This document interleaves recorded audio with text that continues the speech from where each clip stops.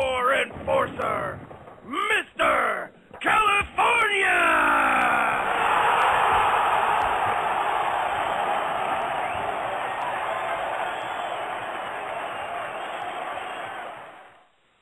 Oh, yeah.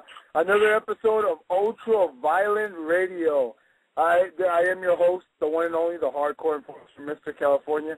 I like to refer myself these days as the master of ultraviolence. And we'll get to our guest in a minute, but I'd like to give a quick shout-out to my boy, Playboy, as it was his birthday yesterday, March 1st. Happy birthday, Playboy. I hope you go to the strip club and do some crazy shit like that, like I did at my birthday, you know what I'm saying? So now on the line, we're going to have our guest, JCW's superstar, international superstar, Big Japan Pro Wrestling, and a class act, a good friend of mine, and 2006 Double Death Tag Team Champion with Pakagaji, the one and the only, Tuff Tony.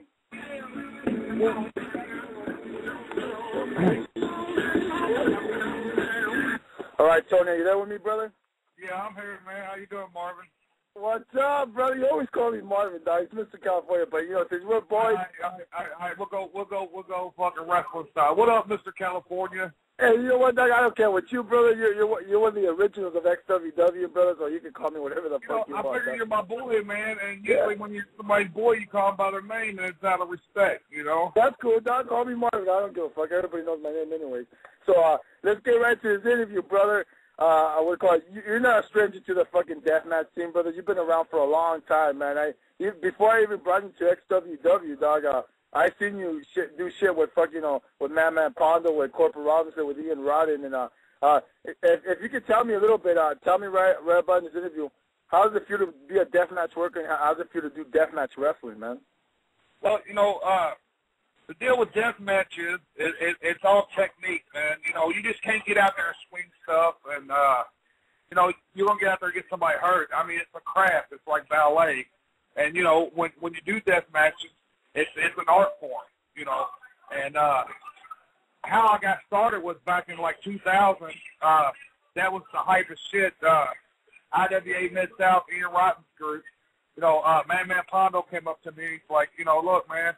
We got a spot over here for your IWA. I think you'll fit in real good. I went over there. The first match I had in IWA was with Ox Harley. And Ox Harley ate me up. And didn't give me shit. Beat my ass with all kinds of weapons and shit. And, kind of schooled me, man. But I was the new kid on the block. And he was a veteran in IWA. So, he schooled me real good and then pinned me, I was like, damn. This is hardcore wrestling. And so I come back in the back, and Pondo's talking to Ian. He says, let me work him next week. And Ian goes, okay, I'll let you work him, Pondo. And then, so, there on in, man, Pondo took care of me, man. We schooled the shit. He's the master of the craft, if you ask me, it goes, in my book, it goes, Pondo, Necro, Court, Tuff Tony, Ian Rodden, Cash Flow, my man Rolling Hard, rest in peace. Yeah. We was IWA then, man. There was nobody. We was unstoppable force. You guys were like the Outlaws, the originals. Out there in the Mid-South area. Philly was getting all the publicity in the magazines. Smart Mark Video was doing all that shit, man. Down here in the Midwest, we wasn't getting no love through the magazines or the DVDs, And then once Smart Mark stepped on the scene, and we just blew up, man, and everybody got to see the Mid-South in action, Well, what? To tell you, brother, the truth is, that's how I heard of you, Well, I knew Ian Rodden because of the 1990 VCW days, I knew Ian. Right. But I heard of you and Corp right after when I started watching, Smart Mark videos. My first DVDs I saw you. I saw, Rolling Hard, Cash Flow, freaking Nate Webb, and freaking... Nate Webb, that's another one. I'm sorry. Yeah, Nate Webb was... Nate Webb, Mitch Page, that's another guy I remember, you know what I mean? God damn. Yeah, what I'm saying? So moving on in this interview, brother, let's talk about this DVD that I'm holding in my hand as we speak, the 2006 the 2006 Double Death Tag Team Tournament, brother, that you and Madman Pondo, known to the world in Japan as Pocket Gaji, you guys won that tournament, and you guys beat the two tough crazy bastards and Necro Butcher and Mr. Insanity Tony Khan. Right. How does that feel, brother, to be the first ever Double Death Tag Team Champions, man? You know what? We just came off a long run in Japan, man, me and Pondo. You know, we come back in the States, and Ian's like, I'm going to run this Double Death Match tournament. You know, Ian never told us who was going over. Yeah. Oh, wow. You know, who was going to win the whole tournament or whatever. But, you know, we came in, we worked the tournament. He tells each match who was going over. And I'm trying to think who the other two guys out of Chicago was. But they did a flaming table bump. We did a flaming table bump to him, man. He caught his shit on fire. You're talking about the Children of Pain. Yes, the Children of Pain. They were from Texas, brother. They were from Texas. Yeah, Texas. That's right. I'm sorry. That's it's right. been so long, man. Like I said, you know, and I remember, you know, us beating them, and then us going to the finals against Necro Butcher and Toby Klein, and we just ripped that whole place up, man. I remember. Go ahead, Marvin. I remember you came out smoking a cigarette, Tony, because you're my boy, dog. And I always pop when you come out. And you were coming limping, brother. Limping. You were all banged up from the other two matches you did in the first and second round. I was like, not only those two matches, we just got back from Japan. Literally, that day, we got off the plane and went straight to the building. You know, we had just got back in from Japan. And, you know, we worked all the way to the day we flew out of Japan, you know. So it was kind of like, you know, I was already hurt, but, you know, being at IWA, which was our home base, which originally started the hardcore, you know, for me. Yeah. You know, and a lot of other guys like I named. Yeah. But the 2006 tournament, man, it felt so good to come in there and win a tournament like that, you know. Just out of respect for other people and the respect of Ian Rotten putting us over, you know, for us to be able to hold that title. Yeah, and you know, you guys, you and the two tough crazy bastards were the fucking, you know, you guys were the guys that everybody was talking about, but everybody thought the two tough crazy bastards were going to win. You guys were actually the underdogs going into that match, but you know, you guys fucking still banged up from Japan and banged up for the other two round match, the first and the second round. You guys pulled it out, and you know what? It was you, Tony. They actually won because Pondo got eliminated, and it was just between you and Tony. You know, that was the first time that I really got a big win in IWA, something like a tournament winner, you know. I always went either to the semifinals or, you know, the first couple matches, and then I was out, you know. And that meant a lot to me because he put the ball in our hands and let us run with it, you know. And that was the shit to me, man. You know, he had enough trust in us to say, here, I want y'all to be, you know, my double deathmatch tag team champions, you know. And you know what's funny? I actually was watching this match, the Double Death tournament DVD, and you were told, you know, Toby's a friend of mine too, and you're a good friend of mine. I like both of you guys. You guys are the shit. You know, you guys are good workers in my book all the time. I remember you doing the Too Tough Driver. That you hit that move on me so many fucking times. The Too Tough Driver, Tony, on Mr. Sadie Toby Kai on Cactus and the barbed wire, and he kicked out, man. That was fucking impressive, man. Right, you know, and everybody thought it was over right there, you know. That was just another way of put, you know, everybody knows my finisher, and, you know, and when he got it, everybody thought it was over. So, you know, all the smart marks going, oh, it's over. And then when he kicked out, they was like, holy shit, you know, he kicked out of his finisher. Even you got surprised, Tony. I remember you looked at the record, like, what? Three. You're like, three. Now you're bullshitting. Yeah, I got school because, you know, like I said, you know, Ian never told us who was winning. Yeah. You see what I'm saying? So it was like, I thought it was over with the driver, you know, and when he kicked out, I was like, oh, man, you know, maybe we ain't going over. You know, I'm trying to hit him with all our good shit. Yeah. And as I watched that match, brother, when you guys were tearing it up, you and Tobe beating the crap out of each other, Necro Butcher on the right-hand side and Madman Pondo on the other side, they were watching in the crowd, watching this, and, you know, jumping up and down, you know, going, oh, my God, who's going to win the fucking tournament? You know what I mean? And out of nowhere, you fucking, I think where you rolled them up or something and you beat them, man. It was fucking great.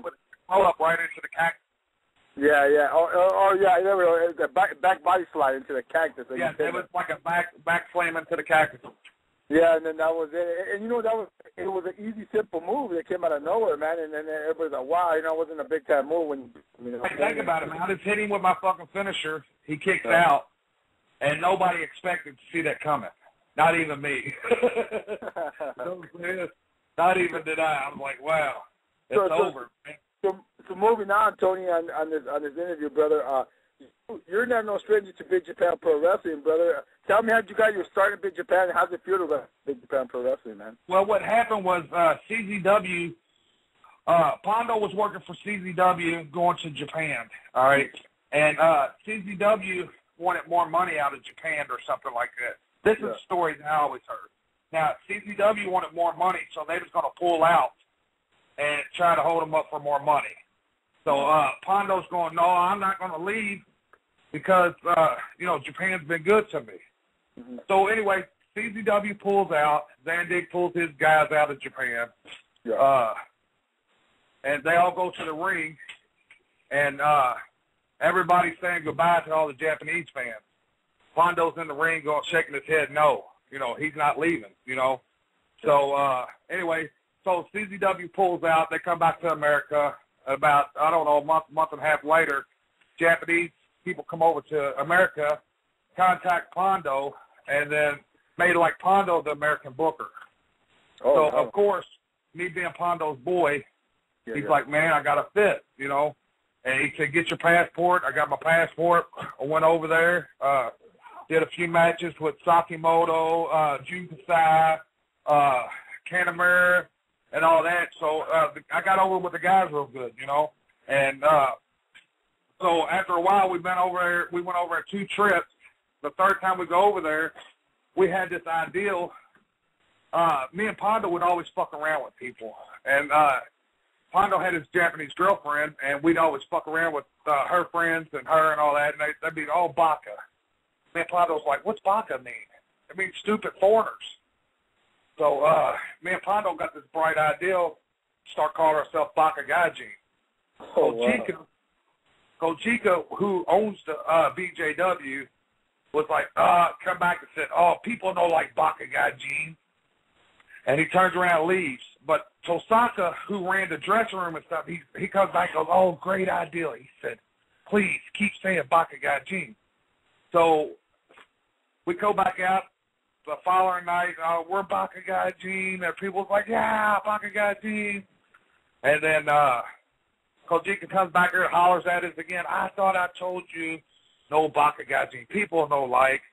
Tosaka comes back again and goes, oh, perfect. Good. So we said, please, one more time. Will you return Corgan Hall, please? Me and Pondo step in the ring at Corgan Hall. We didn't have to say Baka Gaijin. The whole fucking place was hot. Baka Gaijin. And it was the best thing, man. So, we do our match or whatever, and we go back down to the dressing room. Kojika comes back to us again. He goes, maybe people like Baka Gaijin. So, that's how we originated with Baka Gaijin. So you're telling me that's how the name was born in Baka Gaijin? Right, exactly. Right. It was born from me and Pondo always fucking with his girlfriend and her friend. Oh. And they just, they'd always call us Baka, which meant stupid foreigners. Okay. So the name Baka Gaijin, what does it stand for to these American fans that don't understand? Can you tell us, Tony? It was like Charlie, back in the war.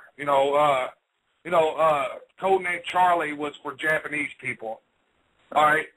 Japan's code name for Americans was Baka. Stupid foreigners, no, I'm sorry, stupid. Baka meant stupid. I'm sorry. Baka meant stupid.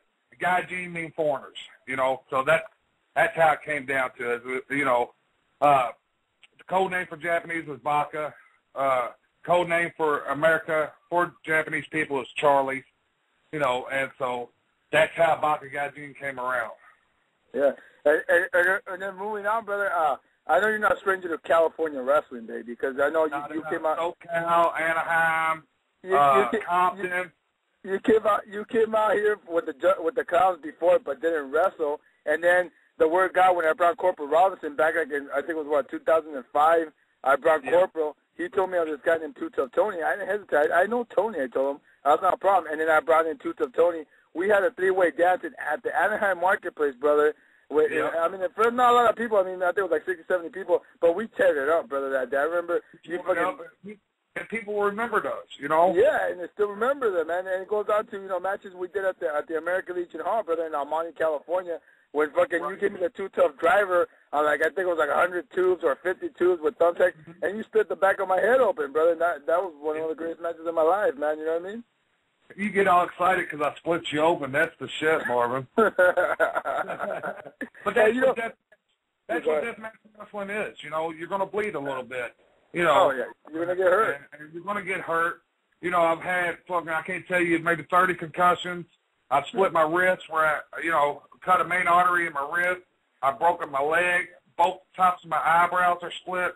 The whole top of my head looks like a fucking runaway speed bumps, Yeah, from all the thumbtack, and I'm one of them. When I give you those thumbtack with that wiffle bat thumbtack bat, those thumbtacks get stuck in your head, brother. You look like a fucking pin. That's real shit, and a lot of people saying, "Oh, was that real? Is that taped on?" Fuck no, that's real shit going right into my head. Sit on a fucking thumbtack. Tell me if it don't hurt.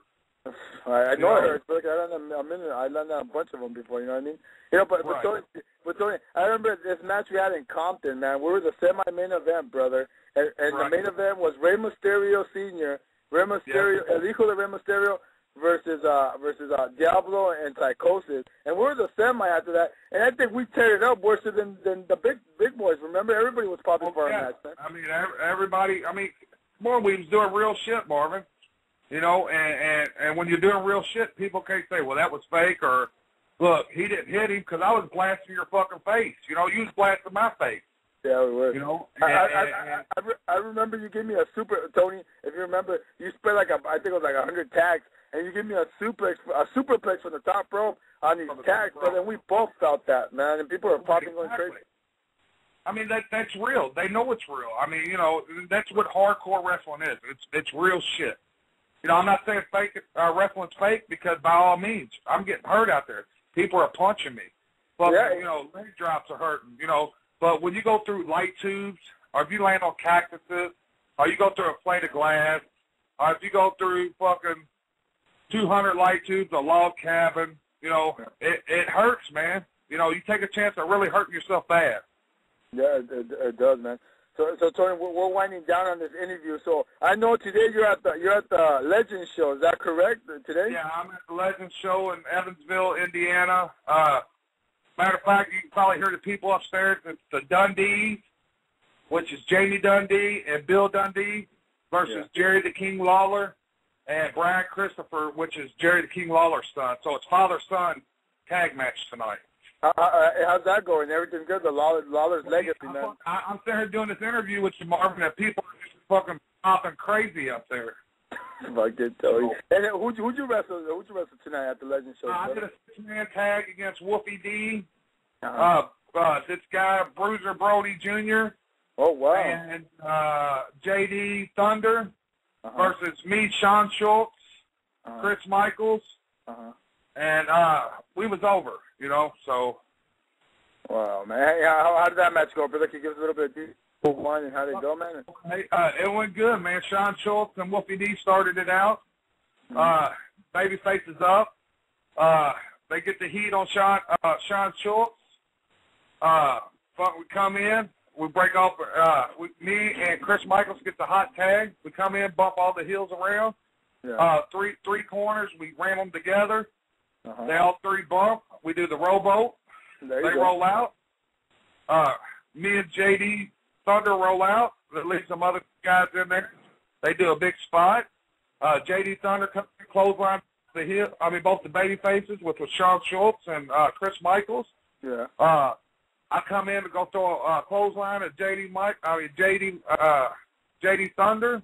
He ducks, starts putting it on me. He whips me into the corner. I'm right there. I duck out. I hit him with the Too Tough driver for the 1, 2, 3. Oh, there it is, the old school Too Tough driver. You know what? I've been hit by that so many times, but it's not a good feeling. You know what I mean? So that move's deadly, the Too Tough driver, brother. Well, Tony, it's a patented move, man. You know what? We didn't get no time. Through my hardcore days, it was Juggalo love, man. It was nothing. it was all fucking juggalos in my world, you know what I'm saying? So I got to give it up to the juggalos because they make me fight for that shit, man. That's right, JCW. You're no stranger. You're a superstar at JCW, my man. Hey, so, Tony, we're winding down. Give out your information, brother, where we can reach you and what shows you got coming up. You can reach me on Facebook at Tuff Tony. Yeah. Facebook/Tuff Tony. You can reach me on MySpace, that's I and an M, 2 Tuff, TUFF, Tony 2 at yahoo.com. Yeah. You can hit me on 2TuffTony.com. You can hit me on JuggaloWrestling.com. There you go. You can hit me on the main event /Facebook. We got everything, man. You can reach me. I tell you what, you can keep up on numbers that's with Juggalos, which is our hotline. It is 1-313-483-0949 to keep up with 2 Tuff Tony and the Juggalo World. That's our hotline number for JCW. Hit us up, JuggaloWrestling.com, man. And I appreciate you doing the interview, Marvin. Well, thank you, 2 Tuff Tony. We're good friends, and we know each other. We'll probably see each other in the ring pretty soon again. And 2 Tuff Tony, it was a pleasure having you on the show, and I'll talk to you next time, brother.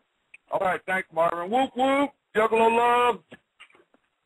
Oh, that was 2 Tuff Tony on us. So the show's about to end. It's about 8:23 out here in the West Coast. Brother, it's different, but we're about to end this show. But next week we have the one and only Dysfunction on with us. The promoter of ICW will be on with us next week. Another deathmatch wrestler. So tune in next fucking week for Ultraviolent Radio, and we're an interview with JCW Superstar and Big Japan Superstar 2 Tuff Tony. So tune in next fucking Wednesday as we have Dysfunction. And like I like to say, Ultraviolent for life. And Deathmatch Wrestling will live on. If you ain't hardcore and you ain't Ultraviolent, you ain't shit. So keep up. Facebook, /XWW MySpace.com/XWW Pro. Ultraviolent Radio for life. We'll see you next Wednesday as Ultraviolent Radio brings you Deathmatch, Blood and Guts.